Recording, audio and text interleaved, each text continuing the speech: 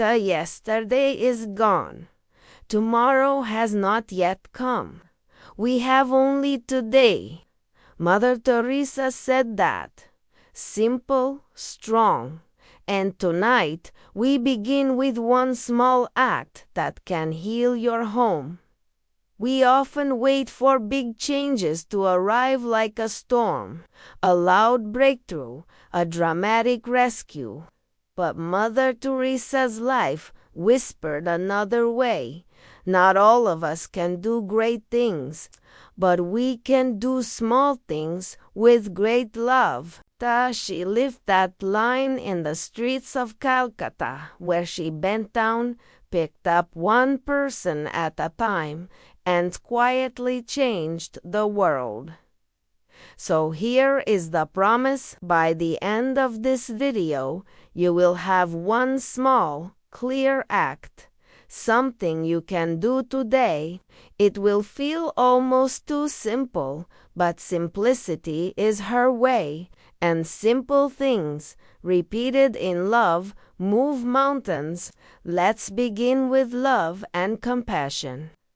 She used to say, if you can't feed 100 people, feed just one. To her, in a white sari with a blue border, stepping off a crowded street, kneeling by a man left on the pavement, bones thin, breathing shallow, people passing by, she lifted him gently, washed the dust and blood from his skin, and wrapped him in a clean cloth.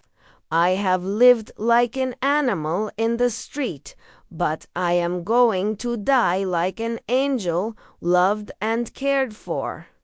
That is what one act can do. One person seen, one person lifted, and the heart of a city changes. You may not be in Calcutta. You may be in a small apartment, a busy house, a quiet room. But the hunger for love, she said, is much more difficult to remove than the hunger for bread. The people closest to you can be hungry. A spouse, a child, a parent, or the clerk whose eyes look tired. She taught us to notice, to pause, to say a name, to touch a hand with gentleness, to give time, which is the rarest gift. Stay busy. Today's first small act is this: choose one person you will love on purpose, not in your hands. One person, one action. A glass of water delivered without a word.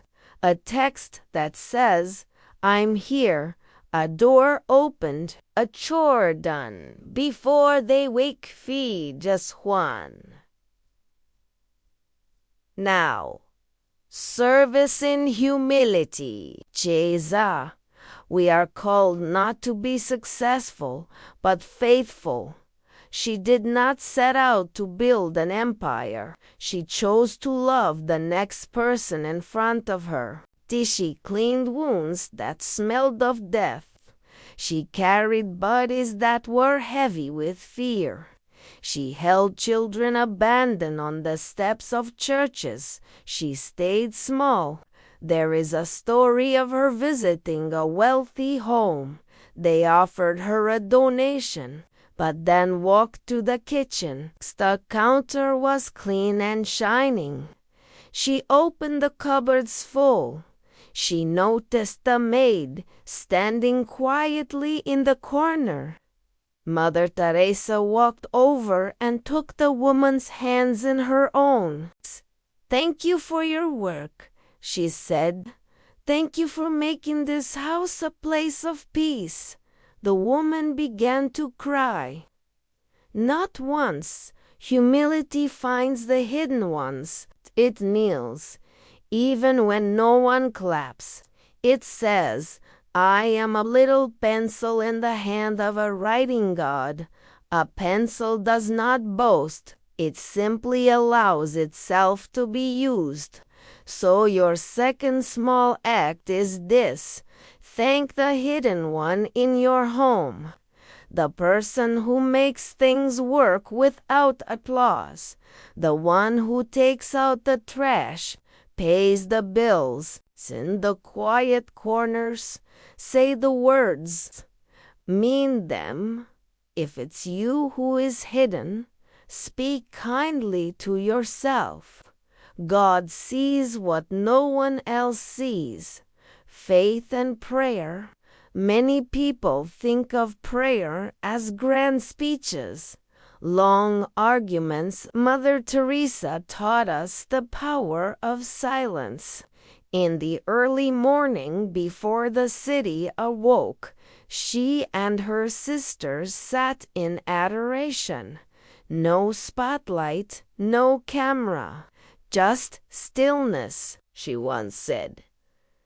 In the silence of the heart, God speaks. And we listen. Teresa began on a train to Darjeeling. She felt a call within a call. Go into the slums. Be with the poorest of the poor. She did not know how it would work. She knew only the next step. Put on the simple sari, walk outside, find the first person in need. Begin. Sometimes we wait for certainty. We want a perfect plan, but prayer gave her courage to take one step. Today, give yourself 3 minutes of silence, no music, no phone, just breathe. Whisper, use me, or simply, I am here. So, let your heart be a small chapel. Let peace settle like dust on a windowsill. Then, after the silence, do one act of love, that is prayer in motion, dignity and humanity. Every person has a name. Every face is a world. She opened a home for the dying in Calicut, not because she believed every life deserves a loving goodbye. She would sit beside someone with hours left and hold water to cracked lips. She would say, "You are beautiful to God. You are loved." Imagine hearing that for the first time at the end of your life. Imagine what it does to a soul. Another day, a poor child brought her a bag of rice. "Where did you get this?" she asked. Onda, my family had no rice, and neither did our neighbors. So we shared. We had half, and they had half. That is dignity. Poverty is not solved by pity alone. It is healed, step by step, by the honor we give one another, the honor that says, "You belong to me, and I belong to you." Look around your life. Who stands at the edges? The janitor, the security guard, the delivery driver, the elderly woman who walks slowly across the street. Dignity is eye contact. It is using a name. It is patience at the register. It is waiting for the last person to speak. It is remembering that success without kindness is failure. Hope and peace, people quoted her often. Peace begins with a smile. It is not a slogan. It is a doorway. A smile is the smallest bridge we can build. It can soften a tense room. It can tell a child. It can tell an enemy, "I will not harm you." But she also said, if we have no peace, it is because we have forgotten that we belong to each other. Belonging is the secret. We forget, and rooms grow cold. We remember, and the house warms again. So here is a third small act for today. Make peace with one person in your home.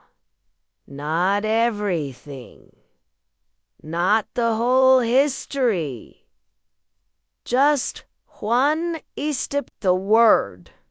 A soft touch. I was wrong.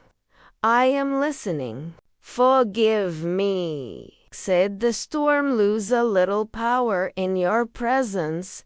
She loved to repeat.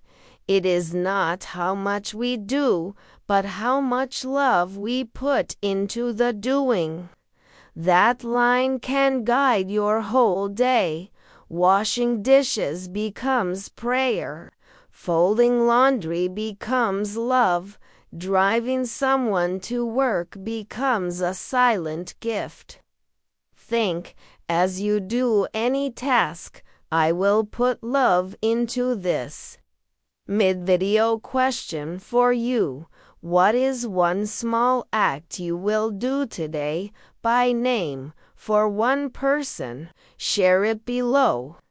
Your idea may inspire someone else. So, practice is helping you. Tap like and subscribe so we can keep building a quiet community of love. Now, let's talk about fear. She felt it too. People imagine her as a saint who never hesitated, but she was human. She felt tired. She felt overwhelmed. She wrote about darkness, about not feeling God close, and yet she got up the next morning and went out again. She did not wait to feel perfect before she loved. She put one foot in front of the other. Maybe today your home feels heavy. Words have been sharp. You're carrying more than you can say. Here is the way forward. One small act and then another tomorrow. Tiny stitches mend a torn cloth. Little lights push back a large night. She told her sisters to smile even when it is hard to smile. Not fake, just gentle. You give peace.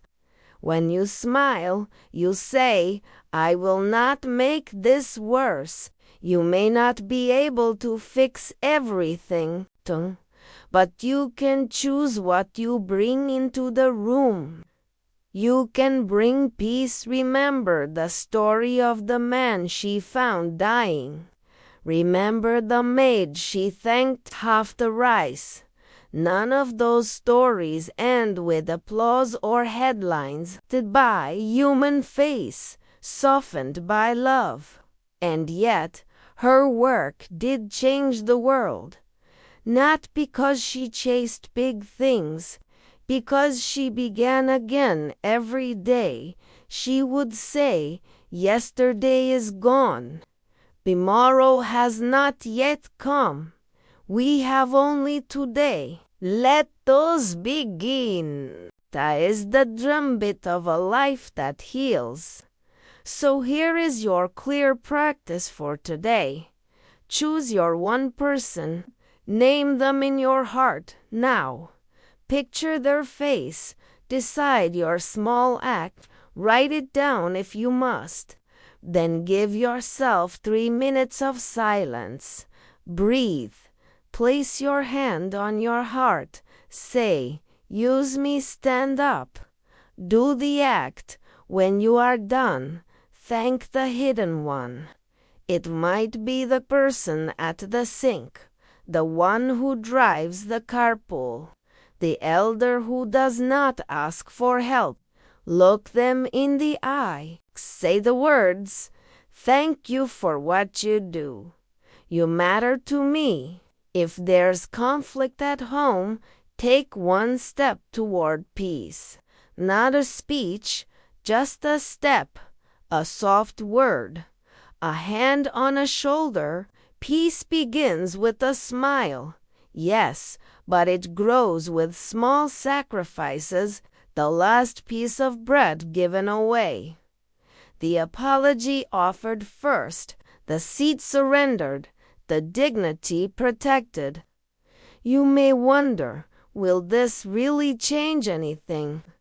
Mother Teresa would simply say, try it. Faithfulness builds foundations, though love roots itself quietly and holds the house steady. You may not see fireworks, but you will feel the air shift. You will hear the room breathe. She told us the best way to show my gratitude is to accept everything, even my problems, with joy. Joy is not giddy. Joy, sturdy. So, joy is the sense that love is still possible here. You can carry that joy into the hardest room. You can be the one who remembers who we are to each other. So, when she was asked how to change the world, she answered, go home and love your family. That line sounds small. It is not. Families shape souls. Homes form hearts. The peace that begins in your room spills into the street. The kindness you practice at the table makes you brave on the bus. The patience you pour into a child teaches a city how to be gentle. It starts where you live, and if you feel too small for this work, smile. You are in the right place. So a little pencil writes beautiful things in God's hand. A cup of water becomes a feast. A folded blanket becomes a blessing. A quiet prayer becomes a bridge. Your smallness is not a weakness. It is the exact size through which love likes to move. So we end where we began. Yesterday is gone. We have only today. Let us begin today. Do one small act with great love. Feed just one. Take one step toward peace. Hold 3 minutes of silence and say, use me. Then trust that what you have done matters. May your home be gentle tonight. May your words be soft. May your hands be steady. In the spirit of Mother Teresa, that the smallest acts done with the greatest love heal the deepest places. Begin now.